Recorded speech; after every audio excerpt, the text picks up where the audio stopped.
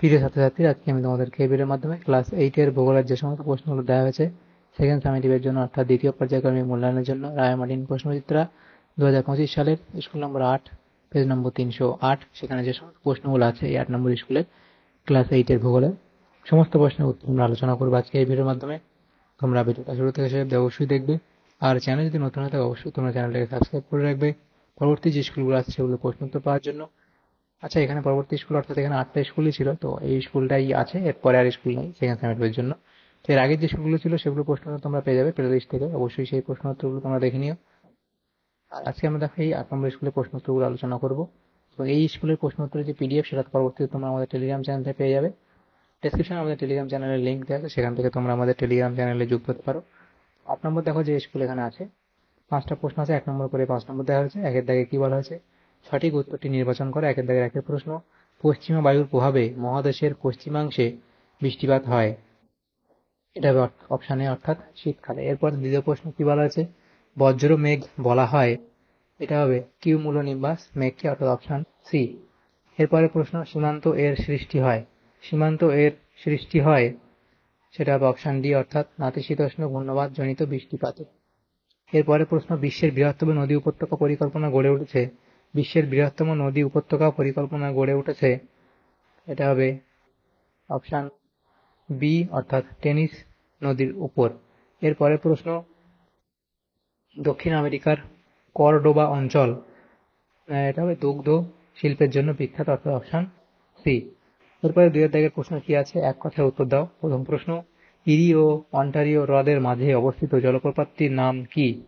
লিখবি কি নায়াগ্রা জলপ্রপাত, তাহলে এটা হবে কি নায়াগ্রা, নায়াগ্রা জলপ্রপাত। এরপরে প্রশ্ন, পৃথিবীর উচ্চতম হ্রদটির নাম কি? টিটিকাকা। পৃথিবীর উচ্চতম হ্রদটির নাম কি? টিটিকাকা। এরপরে প্রশ্ন, কোন কোন নদীর মিলিত প্রবাহ লা প্লাটা? তাহলে সেটা হবে কি পারানা, পারানা,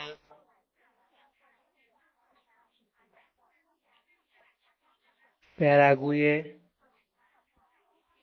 পারানা, প্যারাগুয়ে ও উরুগুয়ে নদীর, উরুগুয়ে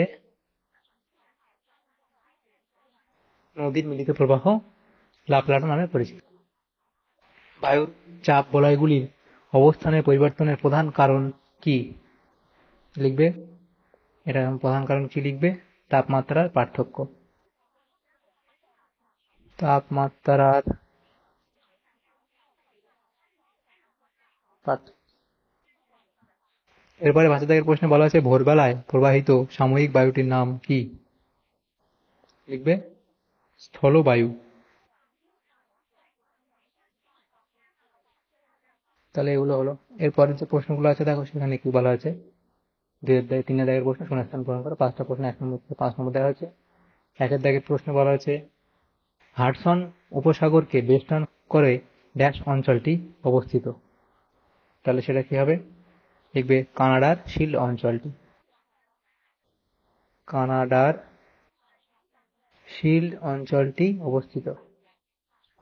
এরপরে প্রশ্ন, সমুদ্রের কাছাকাছি অবস্থিত স্থানের জলবায়ু ড্যাশ প্রকৃতির, তাহলে সেটা কি হবে, সেটা এখানে হবে মৃদু প্রকৃতির, এই সমভাবাপন্ন প্রকৃতির। তো লিখবে কি সমভাবাপন্ন,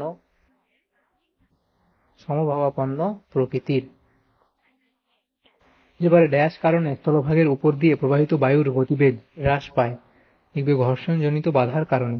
এখানে লিখে দিই ঘর্ষণজনিত বাধার কারণে, ঘর্ষণজনিত বাধার কারণ তো লেখা আছে, বাধার কারণে স্থলভাগের উপর দিয়ে প্রবাহিত বায়ুর গতিবেগ হ্রাস পায়। এরপরে আমেরিকা যুক্তরাষ্ট্রে সর্বাধিক গম উৎপন্ন হয় ড্যাশ রাজ্যে, তাহলে লিখে হবে ডাকোটা রাজ্যে, ডাকোটা রাজ্যে। এরপরে পৃথিবীর বৃহত্তম স্বাদু জলের হ্রদের নাম, লিখবে সুপিরিয়র, সুপিরিয়র। এরপরে 4 দাগে সত্য বা মিথ্যা নির্বাচন করো। 4 দাগের প্রথম প্রশ্ন এখানে বলা হয়েছে দেখো কি, যে পৃথিবীর দীর্ঘতম পর্বত হলো হিমালয়। পৃথিবীর দীর্ঘতম পর্বত হলো হিমালয়, এটা ঠিক না ভুল? তাহলে এটা এখানে ভুল বলা হয়েছে। এরপরে পৃথিবীর উচ্চতম জলপ্রপাত হলো ভিক্টোরিয়া, এটাও ভুল বলা হয়েছে।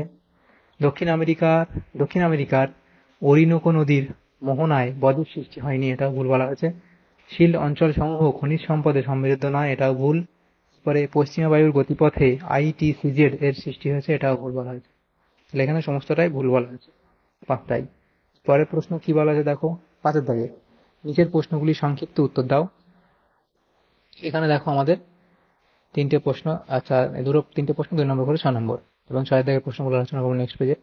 ডোলড্রামস কাকে বলে? তাহলে ডোলড্রামস কাকে বলে লিখবে তার সংজ্ঞা। শান্ত অবস্থা বিরাজ করার জন্য নিরক্ষীয় নির্বাচক বলয়কে নিরক্ষীয় শান্ত বলয় বা ডোলড্রাম এখানে বলে। অবস্থান লিখবে এবং নামকরণ এবং কিভাবে উৎপত্তি হয় সেটা অব্দি লিখবে। পরে প্রশ্ন 2 দাগের, পার্বত্য বায়ু বা ক্যাটাবেটিক বায়ু কাকে বলে তার সংজ্ঞা লিখবে। পার্বত্য উপত্যকায় রাতের বেলা পর্বতের ঢাল বরাবর উপর থেকে নিচের দিকে বায়ু প্রবাহকে ক্যাটাবেটিক বায়ু বলে। এর উৎপত্তি, এর কয়েকটা বৈশিষ্ট্য এখানে দেওয়া আছে। দেখো এখানে যেমন 4টে বৈশিষ্ট্য দেওয়া আছে, লিখবে। এরপরে এর প্রভাব লিখবে, এই বায়ুর প্রভাবে পার্বত্য উপত্যকায় বৈপরীত্য উত্তাপ সৃষ্টি হয়। 2 লিখবে, এই শীতল বায়ুর প্রভাবে উপত্যকার নিম্ন অংশে শীতের তীব্রতা অত্যধিক বৃদ্ধি পায়। 3 লিখবে, উপত্যকার নিম্ন অংশে ঘন কুয়াশার সৃষ্টি হয়। তাহলে এগুলো লিখলে। এরপরে যেটা আছে দেখো সেখানে কি বলা আছে, পরের প্রশ্ন 3 দাগের প্রশ্ন, শিল অঞ্চল বলতে কি বোঝো? তাহলে শিল অঞ্চল কি সেটা তোমাদের লিখতে হবে, শিল অঞ্চল সম্পর্কে লিখবে।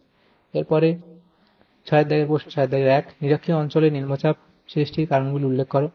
তাহলে সে অবস্থান এবং নিম্নচাপ সৃষ্টির কারণ: সূর্যরশ্মির পতন কোণ, স্থলভাগ ও জলভাগের বন্টন, 3 পৃথিবীর আবর্তন গতি, এই পয়েন্টগুলো করে লিখবে। এরপরে 2 দাগে বলা আছে প্রশ্ন, পর্বতের অবস্থান কিভাবে জলবায়ুর উপর প্রভাব বিস্তার করে তা উদাহরণ সহ লেখো।